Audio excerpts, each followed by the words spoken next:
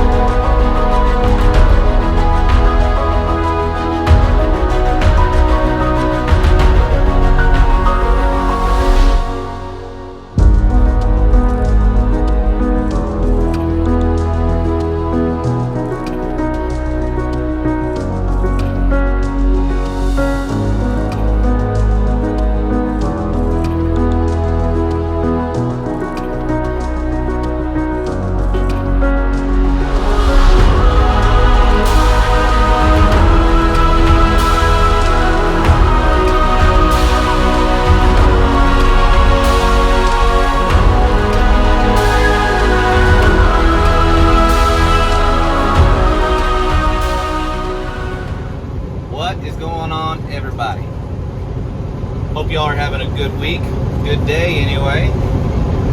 It's Thursday, May 20th. I haven't been on here for a little bit. I went home for 4 or 5 days, something like that. Played a show while I was there, but I thought I'd get on here and update you guys of what is going on in my life. So, I don't want to tell you wrong, last Wednesday, I believe it was. Yeah, Wednesday. I was going through Mississippi. I'm not going to say which location because I'm trying to be as positive as I can here, but it's hard. I stopped at a SPEEDCO in Mississippi. I was due for a service, or I was about due for a service, so I went ahead and had one done. I thought it went off all right, you know, as far as I could tell. Didn't notice any issues, and then I got about 30 minutes down the road, and my check engine light come on, and then I had a warning saying that my engine was going to derate in 3 hours if I did not seek service immediately. And derate means it goes into like limp mode where you can't go very fast, you know. Basically self-preserves that way, but so that's not good. It started to cut out at about 1,400 RPMs, which happens to be, if you're running 70 mile an hour in my truck, that's 1,400 RPMs. So things aren't looking good. Luckily, the derate warning goes away within just a few seconds. The check engine light stays on though, so I went ahead and got the load delivered down in Texarkana, just outside of there. And then from there I went north, Peterbilt. I was going to go home for a few days, so I stopped at Peterbilt, dropped the truck off, had them look it over.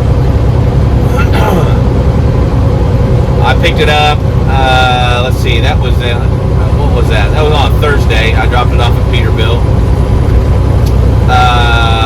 Monday morning I picked it up, and they said they cleared the codes and did a regen and test drove it and couldn't find nothing wrong. So that'll be $540. Wasn't real happy about that because I could have done all those things. They didn't fix the problem, they just covered them up. So paid $540, went on my way, whatever, you know, it's part of the game. Costs a lot of money to run up and down the road, but it's fixed. So I get the truck home Monday afternoon, get home with it, park it.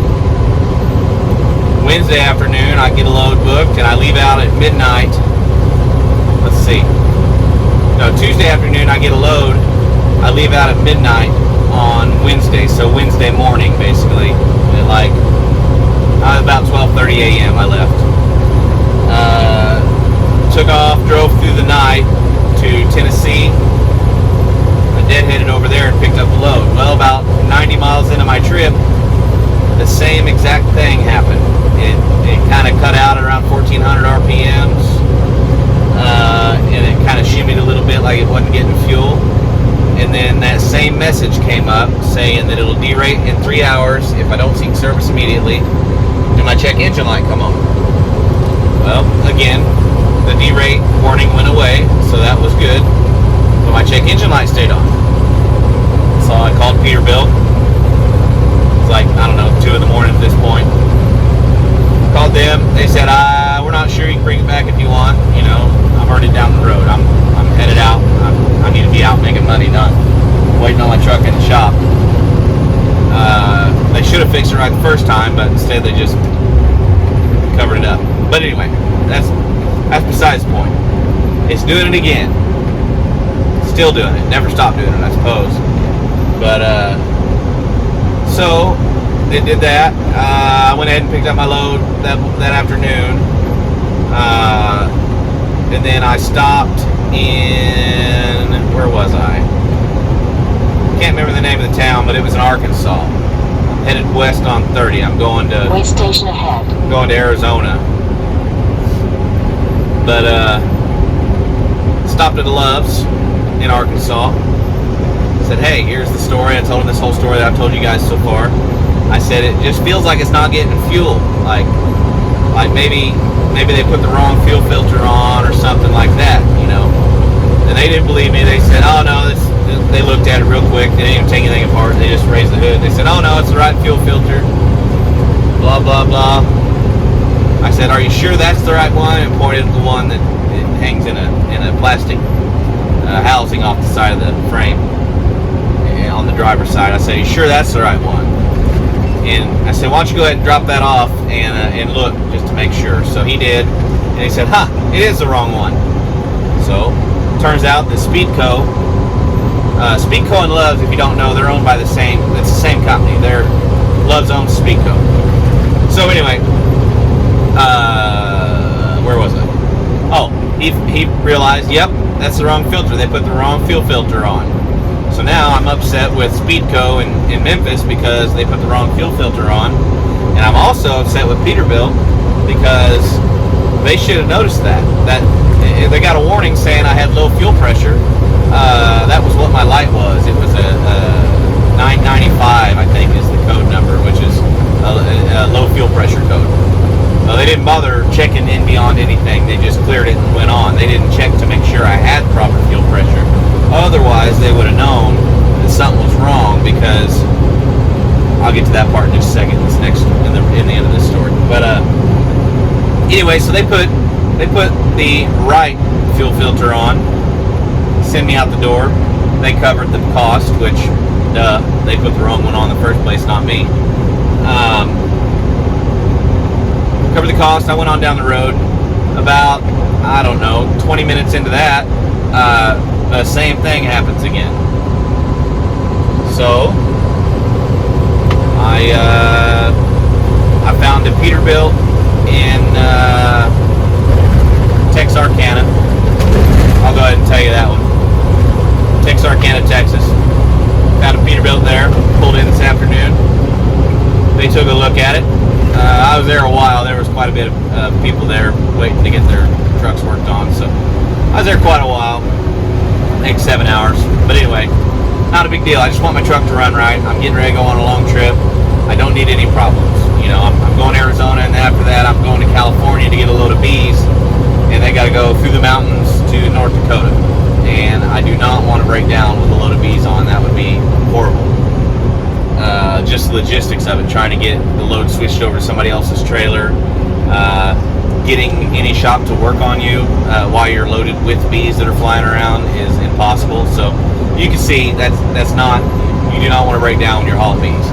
So I stopped there, they got it in, checked it out. They come to me, hey boss, it's got the wrong fuel filter in it. The one I just changed yesterday at the Loves or Speedco there in Arkansas that I was talking about. So the first Speedco in Mississippi put the wrong filter in. Peterbilt that I took it to catch that, whatever, still charged me $540. Went to another Speedco in Arkansas. They didn't believe me, and then they realized it was the wrong filter. They put another one in, which was also the wrong filter.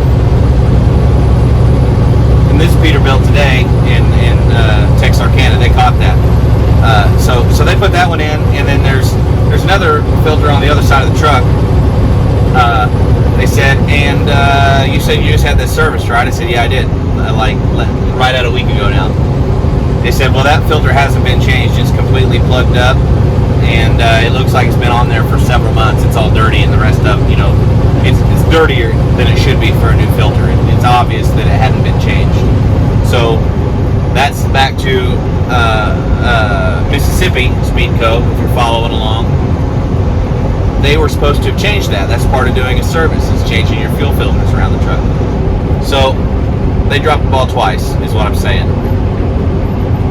Okay, so I've been emailing with Speedco and Love's representative, their customer service. I talked on the phone, they gave me a case number or whatnot, forwarded me to this guy that's supposed to manage customer service issues. Sorry, I got the hiccups. Anyway, he says, well, we're not going to pay for the Peterbilt bill because they didn't find nothing wrong. I'm talking about the first Peterbilt. Find nothing wrong. They didn't do anything to fix it. They just cleared your codes and sent you out the door. Well, I wouldn't have been at that Peterbilt. I wouldn't have had any codes if it wasn't for your mechanics. I use that term lightly at this point because they clearly did a bad job, and I don't think they qualify to be called mechanic yet. Their service technicians failed to do their job properly, which caused me to have check engine lights that I had to go to Peterbilt to get cleared. So yeah, you do owe me for that. Well, he's refusing to pay that. So I emailed him back after today when I got done at the Peterbilt there in Texarkana. I'm trying to remember the name of it. I put a plug in for them because they did a good job. They took care of me, and they were very polite and worked with me the best they could.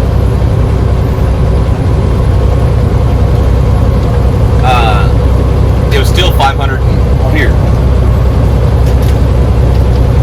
It is Rush Truck Center in Texarkana. Guys, you did a great job.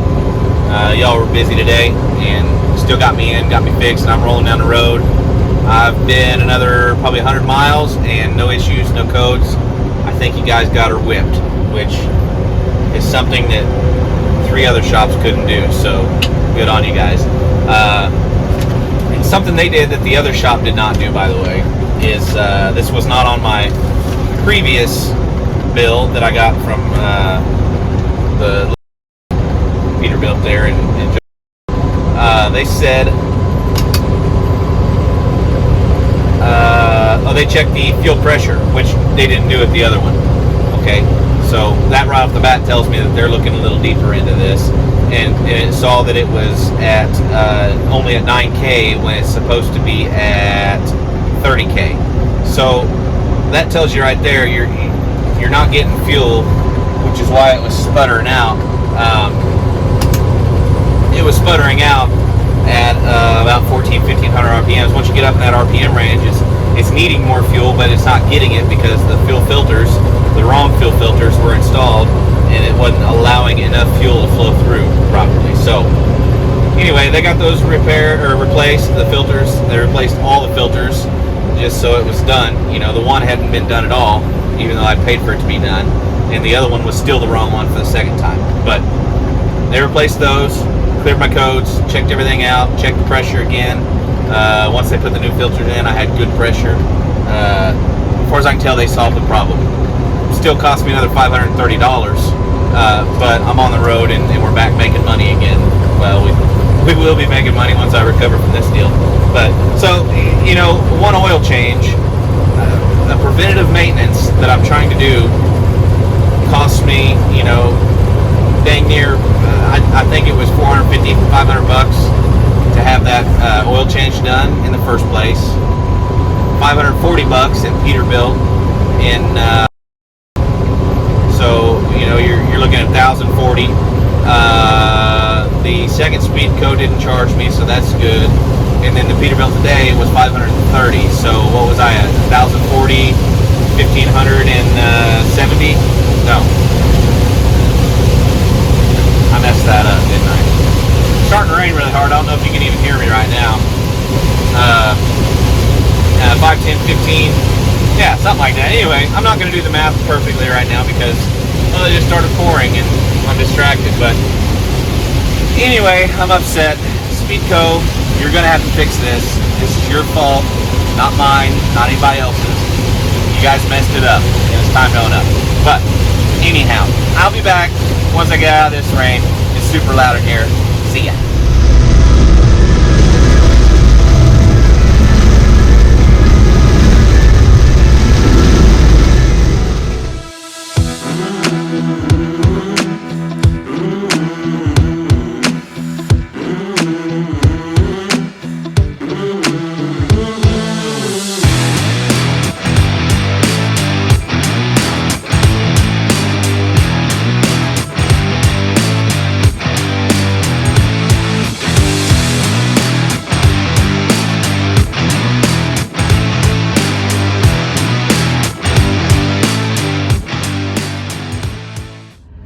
Okay, let me clear things up.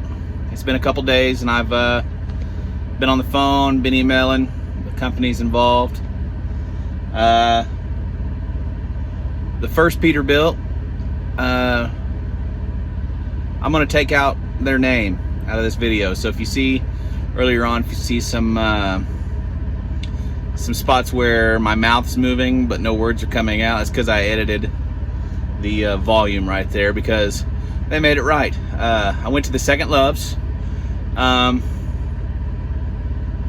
They discovered it was the wrong fuel filter and the fact that SPEEDCO had never put a fuel filter on it in the first place when they were supposed to. I paid them. The first Peterbilt paid me back, gave me a refund of the $540 and some change.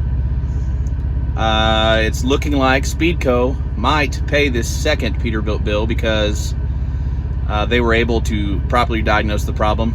They found that I had low fuel pressure, and they started to trace it back and realized that the filter had not been changed like it should have been at my service at SPEEDCO. So things are looking up.